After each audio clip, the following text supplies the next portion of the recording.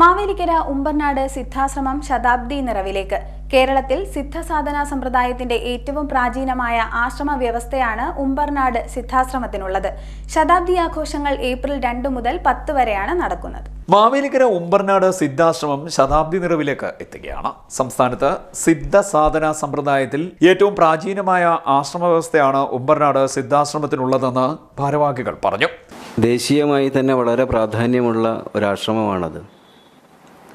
പറയാൻ കാരണം ഏകദേശം 50 വർഷം മുമ്പ് വരെ കർണാടകയിൽ നിന്നും ആന്ധ്രയിൽ നിന്നും തമിഴ്നാട് സൈഡിൽ നിന്നും ഒക്കെ ആയിട്ട് വളരെയധികം സാധകർ വന്നു പോയിരുന്ന സ്ഥലമാണ്. സദാനന്ദ സ്വാമിയും ശുഭാനന്ദ ഗുരുദേവനും നാരായണ ഗുരുദേവനും ഒക്കെ ബന്ധപ്പെട്ടിരുന്ന സ്ഥലമാണ്. അപ്പോൾ അങ്ങനെ വരുമ്പോൾ കേരളത്തിൻ്റെ നവോത്ഥാന പ്രക്രിയയ്ക്കൊക്കെ ഈ ആശയവിനിമയങ്ങളും അതുപോലെ തന്നെ ചർച്ചകളും ഒക്കെ നടന്നിട്ടുള്ള ഇടമാണ്. പക്ഷേ ദൗർഭാഗ്യവശാൽ കഴിഞ്ഞ 50 വർഷമായിട്ട് അതിൻ്റെ പ്രവർത്തനങ്ങൾ വളരെ മന്ദീഭവിച്ച നിലയിലായിരുന്നു. അതുകൊണ്ട് തന്നെ നമുക്ക് ഈ നവോത്ഥാന പ്രക്രിയയുടെ ഭാഗമായിട്ടോ അല്ലെങ്കിൽ മറ്റേതെങ്കിലും ഒരു രംഗവുമായിട്ടോ ഒന്നും ബന്ധപ്പെടുത്തി ആശ്രമത്തെ പ്രചരിപ്പിക്കാനും അതിൻ്റെ ഒരു സ്ഥാനം ഉറപ്പിക്കാനും ഇടമുറപ്പിക്കാനും ഒന്നും കഴിഞ്ഞിട്ടില്ല.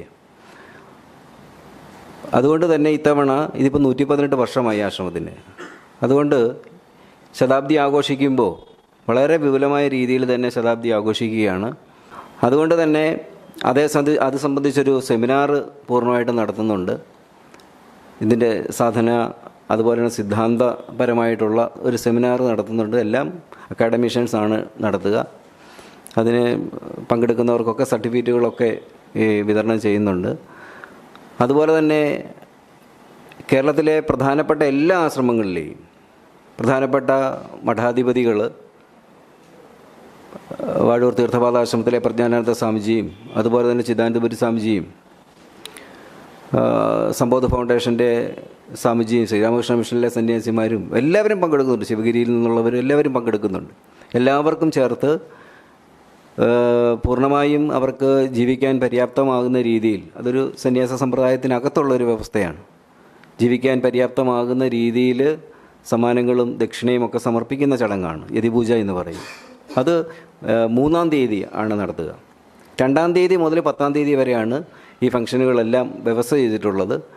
2-ാം തീയതിയാണ് ഉദ്ഘാടനം ചെയ്യുക. അത് ശ്രീമാൻ ഈ പഴയ മിസോറാം ഗവർണർ കുമ്മനം രാജശേഖരൻജിയാണ് ഉദ്ഘാടനം ചെയ്യുന്നത്. കോമ്പൈ സിദ്ധരുടെ ശിഷ്യനായ നരസിംഹ കുഷ്മാണ്ഡ സ്വാമികളാണ് ആശ്രമ സ്ഥാപകൻ.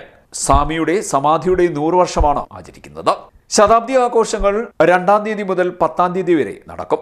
2-ന് രാവിലെ 9 മണിക്ക് ദക്ഷിണ ഭാരതത്തിന്റെ മഹാമണ്ഡലേശ്വർ ശ്രീ ആനന്ദവനം ഭാരതി സ്വാമികളെ മാവേലിക്കര ശ്രീകൃഷ്ണസ്വാമി ക്ഷേത്രനടയിൽ നിന്ന് സ്വീകരിച്ച് ആശ്രമത്തിലേക്ക് ആനയിക്കും. വിവിധ മത സാമുദായിക സംഘടനകൾ സ്വാമിക്ക് സ്വീകരണം നൽകുമെന്നും ഭാരവാഹികൾ പറഞ്ഞു. തുടർന്ന് 11 മണിക്ക് ആശ്രമാങ്കണത്തിൽ ചേരുന്ന സമ്മേളനത്തിൽ മിസോറാം മുൻ ഗവർണർ കുമ്മനം രാജശേഖരൻ ഉദ്ഘാടനം നിർവഹിക്കും.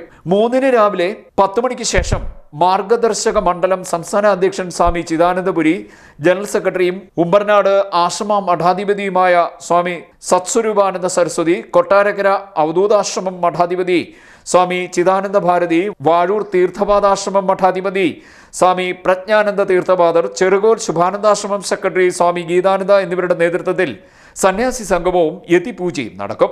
കേരളത്തിലെ പ്രധാനപ്പെട്ട ആശ്രമങ്ങളിൽ നിന്നുമുള്ള സന്യാസിമാർ ഇതിൽ പങ്കെടുക്കും. തുടർന്ന് സിദ്ധസാധന പദ്ധതിയെക്കുറിച്ചുള്ള സെമിനാർ നടക്കും. ഡോക്ടർ ബൽറാം കൈമൾ, ഡോക്ടർ സ്വാമി ധർമാനന്ദ, ഡോക്ടർ ജി ആനന്ദരാജ് എന്നിവർ പ്രബന്ധങ്ങൾ അവതരിപ്പിക്കും. ആശ്രമത്തിന്റെ ചാരിറ്റി പ്രവർത്തനങ്ങളുടെ ഉദ്ഘാടനം ഏപ്രിൽ 4-നാണ് നടക്കുക. ഗോവ ഗവർണർ PS ശ്രീധരൻപിള്ള ഉദ്ഘാടനം നിർവഹിക്കും. ഇതിന്റെ ഭാഗമായി നിർധനർക്ക് ആരോഗ്യ ഇൻഷുറൻസ് പദ്ധതി, പ്രമേഹ രോഗികൾക്ക് ഡയാലിസിസ് കിറ്റ് വിതരണം എന്നിവ നടപ്പാക്കും. തുടർന്നുള്ള ദിവസങ്ങളിലും വിവിധ പരിപാടികളും ചടങ്ങുകളും നടക്കുമെന്ന് ആശ്രമാധിപതി സ്വാമി സത്സ്വരൂപാനന്ദ സരസ്വതി പറഞ്ഞു. CD net news, Mavelikkara.